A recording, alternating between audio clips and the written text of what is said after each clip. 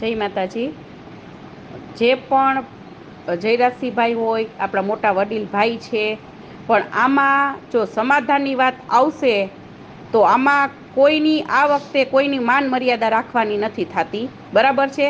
કેમ કે આખા સમાજનો પ્રશ્ન છે, આ બેનો દીકરીઓનો પ્રશ્ન છે, આમાં કેવી રીતના બધાનું માન રાખવું, બરાબર? દર વખતે આ જ આપણા સમાજમાં થાય છે અને આમાં જ આપણા સમાજ પાછળ પડી ગયો છે કે આવી રીતના આમ બધાનું માન રાખી રાખીને આખા સમાજની પથારી ફેરવી નાખવાની, બરાબર? અમારે બેનું દીકરીઓને શું સમજવાનું, અમારે 5 જગ્યાએ જવાનું એટલે એ લોકો એવું જ કે શું તમારા લોકોએ કરી લીધું, સમાજના લોકોએ શું કરી લીધું? તો પછી આપણે આમ જો બધાનું માન ને બધું રાખવું હોય ને તો પછી બાયું ચડાવી નીકળાય જ નહીં, તો પછી આ વિરોધ જ ન કરાય જો આવું બધું કરવાનું હોય ને। અને હું તો કહું કે જો કદાચ આવી રીતના આપણા આગેવાનો, આપણા સમાજના આગેવાનો, આપણા રાજકીય પક્ષે લેવલે જે આ મોટા મોટા બધા છે એ લોકોને જો આ જ બધું કરવું હોય ને તો મહેરબાની કરી અને આવી આગેવાની નો લ્યો, સમાજની પથારી નો ફેરવો, બરાબર?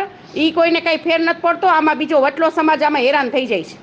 એટલે આમાં જો સાચું ને સારું રિઝલ્ટ આવે તો સારું છે, બાકી આમાં એક જ વસ્તુ છે, સમાધાન કેવી રીતના કે આપણે રૂપાલાભાઈને ટિકિટ રદ કરવાની આવે, એક જ સમાધાન, બીજું કાંઈ સમાધાન નહીં, બીજી કોઈ ચર્ચા જ આમાં કરવાની નથી થતી। એની ટિકિટ રદ કરે, બીજાને ટિકિટ આપે, બસ એ જ આપણો ઓલી માંગ છે, બીજી કાંઈ માંગ જ નથી। તો બધા રાજકીય લેવલે જો આપણા ભાઈઓ અને આપણા બધા બહેનો હોય ને એ લોકોને આપણે સપોર્ટ કરવાનો હોય આ વખતે આપણા સમાજને, કેમ કે આ છેલ્લું જે આપણા બહેનો દીકરી ઉપર વાર થઈ ગયો છે, જો એમાંય આપણે માફી માગી લઈને આપણે સમાધાન કરી નાખવાનું, તો ભાઈ કેવી રીતના, શું કામ અને શું કામ માફ કરવા જોઈએ, બરાબર? તો આ વસ્તુ અયોગ્ય જ કહેવાય।